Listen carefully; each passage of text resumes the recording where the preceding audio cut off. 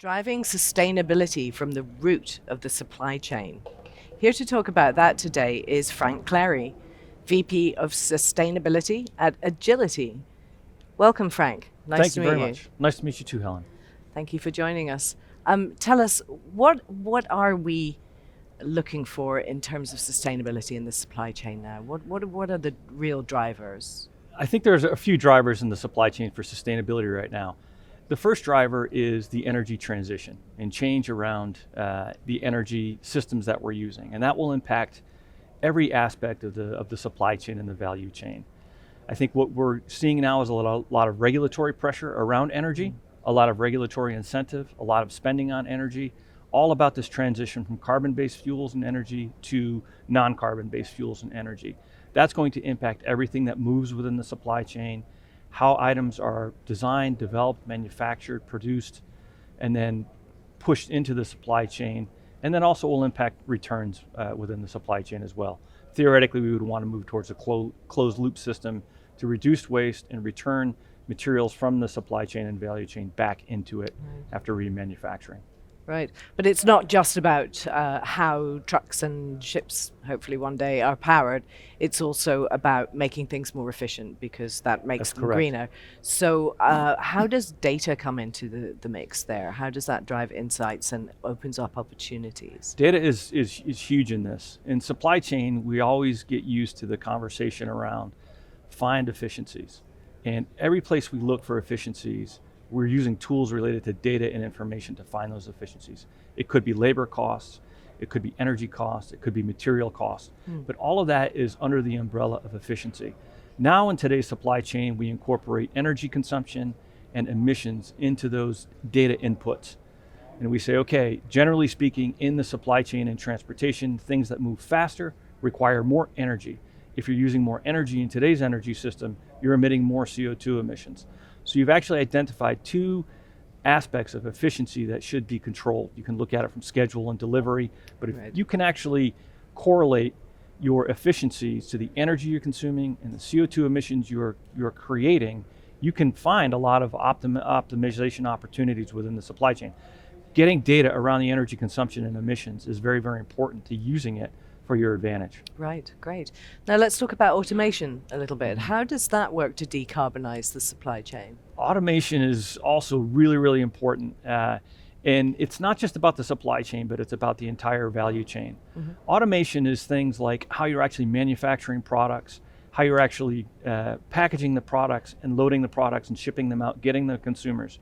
So when you think about automation, you think about automation in product development and product design.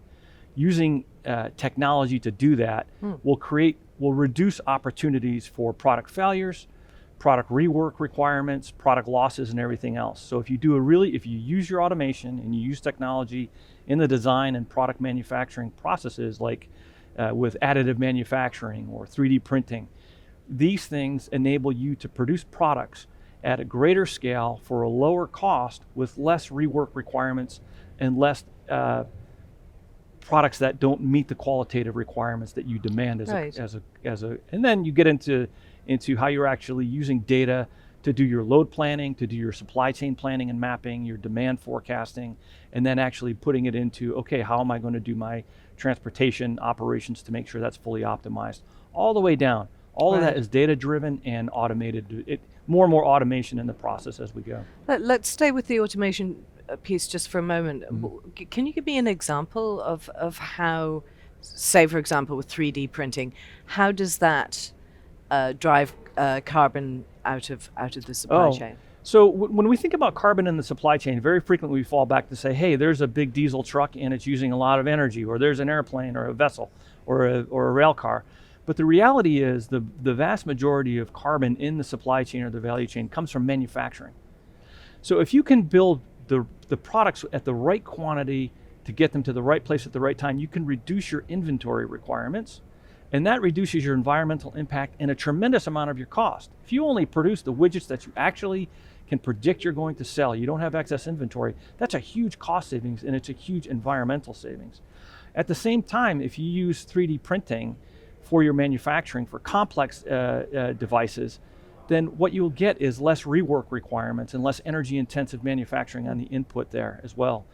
You'll be able to manufacture products that meet the qualitative standards 99% of the time or even better. You can see this in things like, one of the companies in which we've invested is called Hyliion. They're using additive manufacturing for producing a new engine called Carno. It's a really, really cool, innovative technology, but you're also seeing it in things like space and aerospace technologies. Additive manufacturing is really, really big.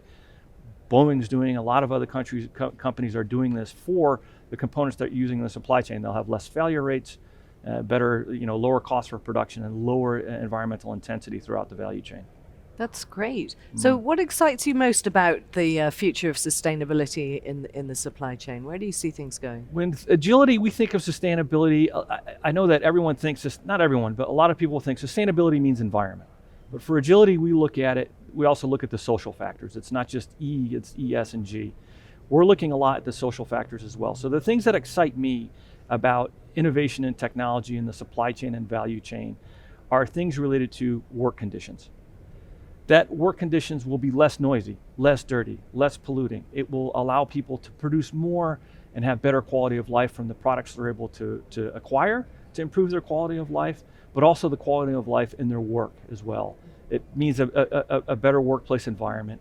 It will mean also that there will be more economic growth, more opportunities for economic growth. One parallel to that would be, in a sense, when we started having desktop printers. Everyone thought, there's going to be, when we moved to computers, everyone said, well, we're going to get rid of paper. We didn't get rid of paper. We actually produced more paper than we ever thought we would because printers follow scale. But what that did is it opened up a great avenue of opportunity for people to work in many different industries, to use the things that are important long-term for people, which is our minds and our brains. So what we're doing is we're going to augment our quality of life with better technology, more technology that will open up economic and social development opportunities. And there will also be a corollary to, hey, let's reduce our environmental impact so people can have the material things that they require in growing, pioneer and emerging markets in Africa and the Middle East, Southeast Asia, while not doing the extensive damage to the environment that has been done in the past through other centuries of industrialization. That sounds fantastic. Tell me a little bit about Agility. What do you do? Agility is a multi-business operator and investor. We're headquartered in Kuwait, and we own and operate a number of businesses around the world.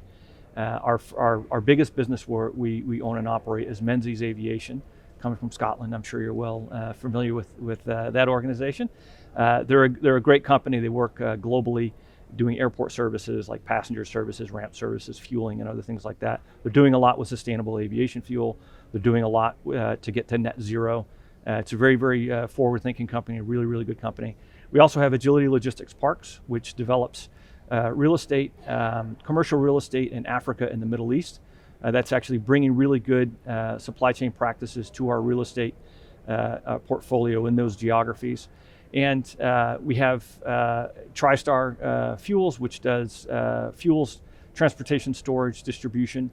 Also a forward-looking company. They're doing a lot with gaseous fuels and efficient vessels and things like that. They've made commitments to get to zero emissions heavy-duty trucks. So a percentage of their fleet will be zero emissions by 2030. So good forward-thinking companies and a bunch of other companies in our portfolio. We're very, very diverse.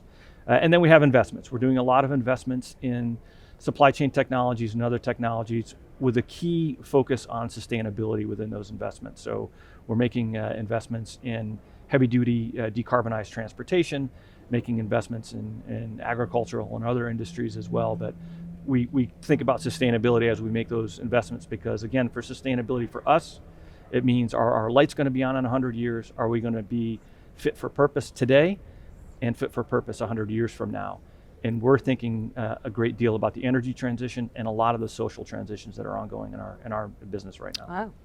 Thank you so much for joining us, Frank. Thank you very much. Thanks for the opportunity. We've been talking about driving sustainability from the root of the supply chain with Frank Clary from Agility. Thank you for watching.